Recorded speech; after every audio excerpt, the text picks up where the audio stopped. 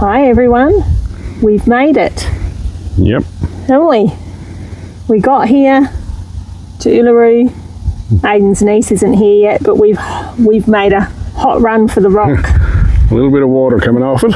It's late, mid-afternoon, and because it was raining this morning, we've come straight out to see if we're lucky enough to catch any water running off of it where the waterhole side is. Obviously, we'll tell you more about it in the coming days. Yep. I think we've both been around it a few times before, but very much looking forward to showing you guys. To walk the base of it is actually a 10.6 kilometre walk. It does blow the mind as to how big it is. So it says 3.5 hours to do the base. Yeah, but it's always, I think when I did it first, we had 2 hours because we were on a tour. Yeah, but it's always takes longer because you're taking photos and just stopping to take it all in. So anyway, come on, we'll show you. You excited, Aiden? Yeah. Aiden loves walking, don't you, Aiden? Yes, that's why we have cars. Let's Although go. that segways. Oh my God, we just saw the segways. He's been saying, I want to do a segway tour. I'm like, I'm not segwaying around this place of cultural significance, but you go your hardest. I'll use my legs.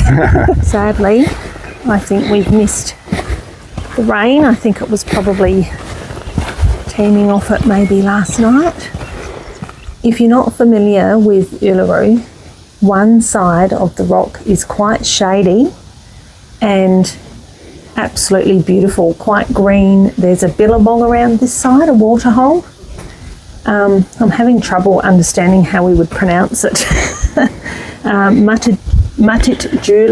Julu waterhole. We'll ask tomorrow at the cultural centre. But we'll go in there in a minute, but there's natural walls where the animals would get caught, wouldn't they? Yeah. And the Indigenous would come here and initiate the boys on how to hunt. And the boys would peek through. So we've got this little cave here.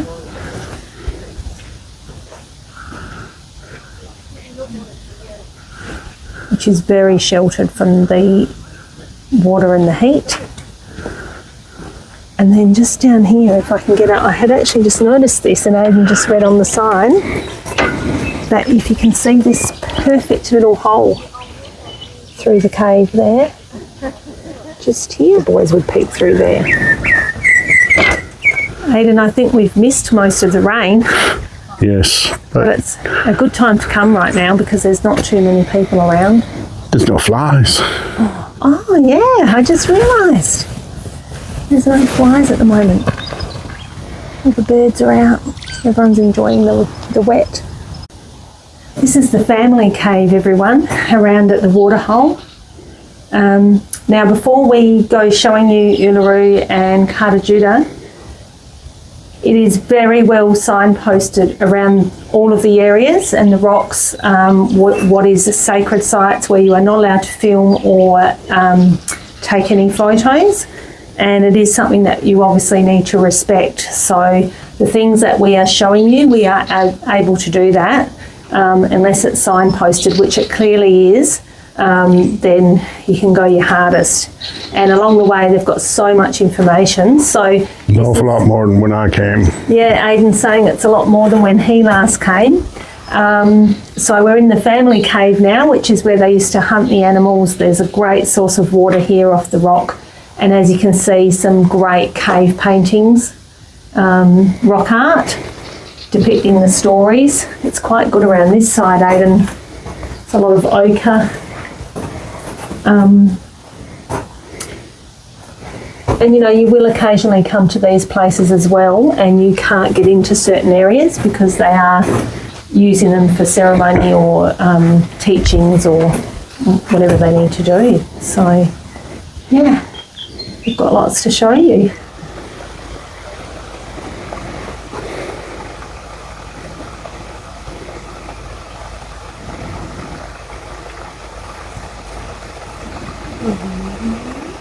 The thing that's interesting about Uluru, if you do get a chance to do the walk or even the drive around it, it's so much more than the generic kind of photos that you see online, isn't it? Yep. Like the promotional ones always show that from the car park side where the big smooth bit is, and It's not that smooth. no. But when you do actually get out and start exploring, it's just full of caves, waterfalls, rock that's cracking and falling. But hopefully not falling. Well, hopefully not falling while we're here. And for me, even though I've been here a few times before, I've always thought of it, because, you know, I'm a rural girl, that for me it absolutely feels like the heartbeat of Australia. That's really how I feel. You get here, the red dirt, there's a sereneness and a calmness about this place that I've felt in very few places in Australia. It is just absolutely stunning. So if you're in a position to ever come and have a look, fly in, drive in, camp here, drive through on your way to somewhere else. If you're doing, what is it, the Great Central Road. Great Central Road. We met some guys doing that the other night and they pulled through. Definitely worth doing. I hear people say, oh, you know, it's just a rock. Yeah, nah, it's not just a rock. It's way more than just a rock. It's great. We've got the tiniest little bit of runoff, which is great to see. We'll take what we can get. It's just like a honeycomb up there. It is, yeah.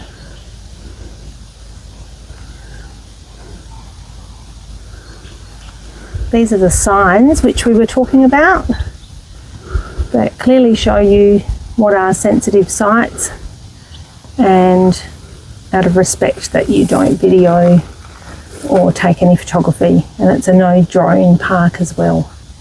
So we can't film to the left of us at the moment, but we can certainly film to the right. And we'll try not to drone on. We'll try not to drone on. You got your dad jokes out of. But it is hard in this place not to drone on. What are you grumbling about now? Hey? You were saying how it looks completely different walking back this way, and I said we're not walking around it twice. It does look completely different. You really need to do it both directions. Do it one direction one day and one direction the next day. It's only 10 point something kilometres. No, one direction's a band, my love. Well, once upon a time was. Don't I know it? My daughter was obsessed. What are you muttering about over there? We're dodging puddles, everyone, as you can see. Some of them are quite deep. Unfortunately, you have to walk over the little string barricades because otherwise you need gum boots.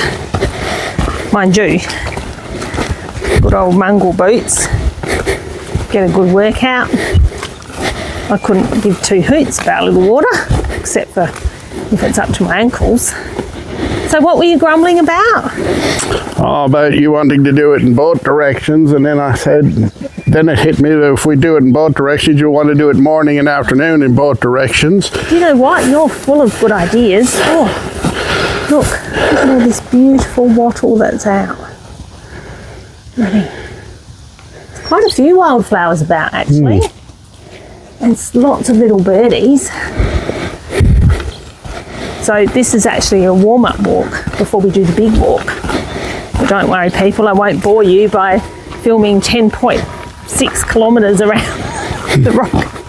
This will be enough to last you a lifetime, but I mean, have a look at it. Well, it would actually be 42 point something if you did it in both directions, morning and afternoon. Mr. Mass Man, but I mean, look at it. That's like a marathon. See it on camera, like, Aiden, you should see this place. It's so good. Well, you are seeing it. But it kind of looks a bit surreal in camera mode. Just doesn't do the justice. No, and you can never get the gist of it, the full gist of it, unless you're looking at it with the naked eye. Hey Aiden, your Segway people are just getting back over there in the distance at the trucks. Yes. Now's your chance to go and check it out. Not sure about the fluoro jacket and hat. You've got to wear the fluoro jacket and helmet. So then that's going to make it a bit difficult to take photos or read signs. They might not stop for reading signs, love. Yeah. That'd be a travesty, wouldn't it? Hey? I'd miss out on all that knowledge. I will just bore you with this fact heaps before I sign off for the day. Uluru, at its highest peak, is 348 metres high. It's pretty damn high. This is the community board at the IGA at Uluru. There is so many jobs available, everyone, and I get asked about this all the time. How do you go about finding a job on the road? Will I get work on the road? I mean, honestly, if you're breathing, you're going to be working. They're looking for rangers. They're looking for bus drivers. They're looking for cleaners. They're looking for cleaners at the school. They're looking for accommodation superstars and reception. The visitor services officers, oh, I really would like that one at the cultural centre, chatting to everyone that comes in. Like, there is no shortage of work anywhere around this country if you look hard enough in the rural areas. There is a great cultural centre just next to Uluru, the rock. Really good picnic areas and things. And it is worth coming if you haven't been here before. Come and have a read, get all the information before you head to the rock. When you're staying at the caravan park at Uluru, there is a boardwalk, a couple of different viewing points of the rock from the actual caravan park, which are great at sunset. It's not sunset at the moment, it's just after sunrise. But it's pretty cool that you can walk up here with your drink if you don't want to drive out to the park to see the rock for sunset. You can pop up to this viewing platform and you can actually see it in the distance, and it's quite beautiful in the evenings. Sorry, I'm puffing because it's bloody cold here this morning. I think it got down to about, it was definitely close to 0 last night. So if you're not familiar with the area here, Uluru is a village, pretty much a village kind of scenario. And I'm of course off wandering this morning, checking out all the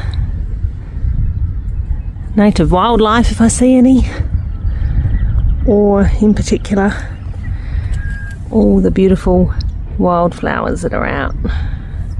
So tell us what happened yesterday, Aidan. Have we cursed the camping effing gods or something? I don't know. It's not oh God, it stinks in It's not our year for camping, is it? No. Or like the gear that you use to go camping. So tell us what happened. Well, when we opened this yesterday, there was dampness and mould. Well, not just dampness, there was water running out. And we only checked this camper, we just worked out about 12 days ago. Yeah. We put all clean linen and everything on it for Aidan's niece that's come to stay with us. We've picked her up in Uluru. We've come in to open it up yesterday after we finished driving around, and unfortunately there's been a water leak. It's still dripping now, somehow, somewhere. And mould is an absolute killer, so you probably can't get it on here, but the water's coming through somewhere from the top. All the black spots up there, it's all mould. The canvas, sort of lines. The canvas is mouldy. The bedding was absolutely horrendous. I'll pop a little insert of the pictures of that on there. That was like, we've had to throw out everything. The mattress protector, the quilt, all new, the quilt, the covers, the pillows. It was just horrendous, wasn't it? And we cannot believe that can happen in 10 to 12 days. But according to Google, you can't. Yeah. And sorry, looking beautiful, because we had to work out what the hell we were doing. Because every single room of accommodation in Uluru is booked out. We had nowhere to put Aisling in the van. We didn't have extra quilt. We had, like, she's got a sleeping bag, and we'd put in all the extra quilts and linen so that we would have double for her, so she was warm enough. So if you're not familiar with Uluru, there's not really anywhere to buy anything. They usually have a tent, but they're sold out. They usually have a blanket, but they're sold out. It's really busy at the moment. So Aiden and I are looking like death warmed over, because this poor girl's had to go in the back of the ram, which is, you know, it's not life or death, but it got down to... It does have a nice flat floor when you fold the seats up. It got down to like 0 last night, so we've piled her with whatever blankets we could find.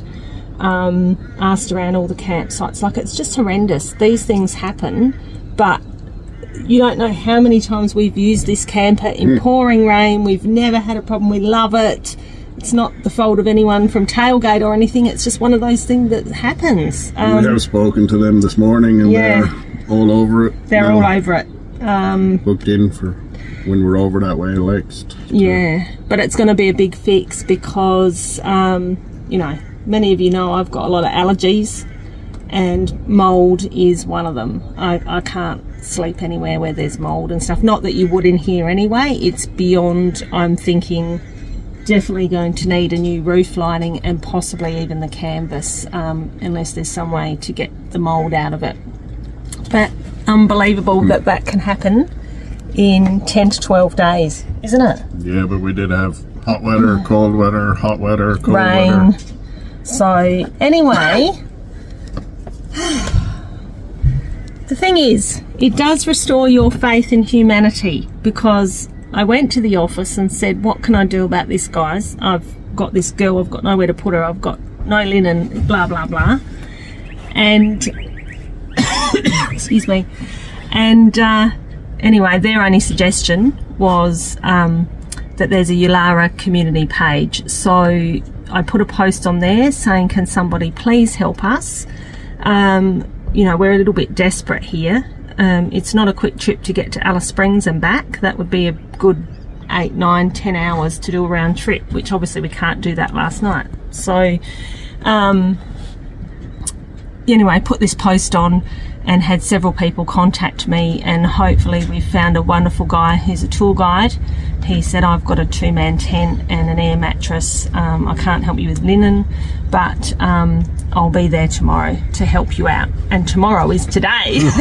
So we're hoping that maybe we'll see him later today and get that sorted, because we've still got to get to Kings Canyon and then back down to home with Aisling. So it's interesting. Be another week. It'll be at least another week, and we've had a look forward to see what accommodation can be booked, but it's just so flat strap everywhere that yeah, we both had a sleepless night. But I don't think she did, because I think she's still asleep in the back of the ram and hopefully not frozen stiff, so we'll check on her shortly. But these are the delights of travel life. It doesn't always go right, does it? Hey, but you know, shit happens. We have to roll with the punches. Yeah, so for us it's going to mean, pretty sure we just came in to check our new mattress that we put in the tailgate camper, had it made for the tailgate. That's probably going to have to go in the bin. All the linens in the bin yesterday, which has actually helped reduce the smell in here already. Yeah, so anyway guys, that's life, eh? Yep. It's all right, love. You'll get some sleep tonight. So this is the mould. This makes us feel sad. After talking to Tailgate this morning, we've all decided to get this lining out because we just need to get the water out of there. We've got to try and prevent as much build-up as we can between now and when we get back, when we can have it open completely all the time. Okay, I think we're nearly done. Oh my God. Come on holidays with us, they said. It'll be fun, they said. Oh my Lord, guys. We are doing spring cleaning? some preventative maintenance to try and reduce the amount of mould that will grow in here between now and when we actually get home. So we've been in touch with the manufacturer, and will you talk, Aidan, because they probably can't even hear me. Yeah, we've been in touch with the manufacturer. They've been great.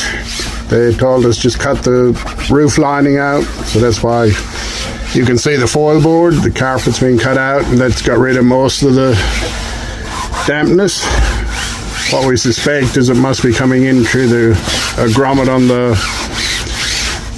solar panel wiring, because that's about the only thing up in the roof. But we'll just have to wait till we get to see them in a couple of weeks to see what the actual problem is once they start pulling the panels off or the foil out from underneath here. Yeah, it normally doesn't look like that. Normally has a nice grey carpet lining. And we've lodged an insurance claim. Yeah. As you would. Lodge that just in case. We don't know. We're probably going to need a new mattress as well. The mattress is all mouldy, which is a total shit because we've just had that made for the camper. Anyhow, that's life. Yes, we've thrown out a whole lot of bedding, which did get rid of most of the smell, thankfully, but yes, we'll leave it there while we can. And once we get home, we'll set it up again and let it air. Yeah. So that's it for now, folks. We've got to get off and get out walking around Uluru and Caravaning, because we've got better things to do than this. Haven't we? Yeah. It's Aidan's turn now. Teamwork makes the dream work, people. Teamwork makes the dream work. Hi everyone. Obviously you've been watching our unfolding disaster with the camper, literally unfolding. You know, stuff happens, whatever, we'll get it sorted. But what it has done has reminded me, or us, that for every bad seed that you might meet out in the road, there are so many good people. We've got a guy coming this afternoon to drop off a tent and a mattress, which we desperately need at the moment. And we've had some new people pull in on site around us today, and they saw us cleaning the tailgate, and they're like, what are you doing? And because, you know, we've bombed the place with Glen 20 spray, which smells terrible, but we're trying to eradicate some of the mould spores, and we've cleaned it and done all of that. And anyway, we just thought, right, we've done all we can, sat out to have a drink and a cup of tea, and some ladies just came across from around us, and they have brought across spare blankets. They've just been so wonderful, and it really does restore your faith in humanity. They're like, just take these, we've got spare ones under the bed. You know, and we've got a few spare things as well, but it's just lovely the way people on the road really help each other, because obviously being where we are, we can't just buy anything. You just can't. There's nothing to buy, which is why we actually bought all the extra bedding and everything with us, but of course it's all had to go in the bin. So no amount of bleaching was going to get rid of that mould. So thank you guys and girls around us if you're watching this. Thank you for your kindness and your help. It's really appreciated, and we of course will pay it forward someday if anybody else needs help. It's just the way we all roll out here, which is a really lovely part of travel life in Australia. Aidan, this never gets boring, does it? No. Even after how many times? Well, this is my fourth. Yeah. And your fourth. And my fourth, and I just never get sick of it. The light's different every time. It's great.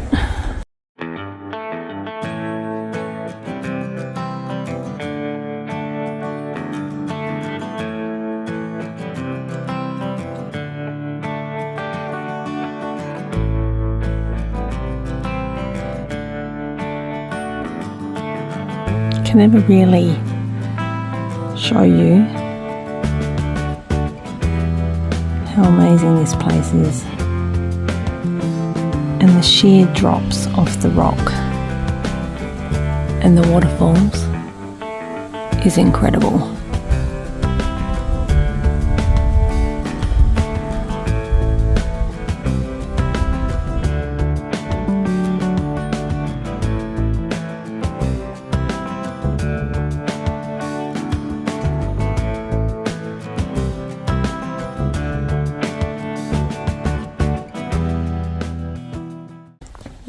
good looking. Hey? So we're Just relaxing. yeah, we've got a moment where there's not so many people. So we're just sitting by the waterhole and just taking it all in for a little bit. You really need to do that when you're here, don't you? Yep. Yeah. On the opposite side of the main car park at the base of the rock, everyone, is a beautiful little hutted site which gives you a bit of much needed shade. There's actually a couple of water stations now, which this is drinking water here. So that's really good to see because that's new since I was here last. But also there's the most magnificent wooden benches and bench art in here. It's just amazing. They've been around a long time, these chairs, and I just said to Aidan, oh yes, that table, could do with that at home. Have you even been to Uluru if you haven't seen this? Check it out, everyone. Sunset on the rock.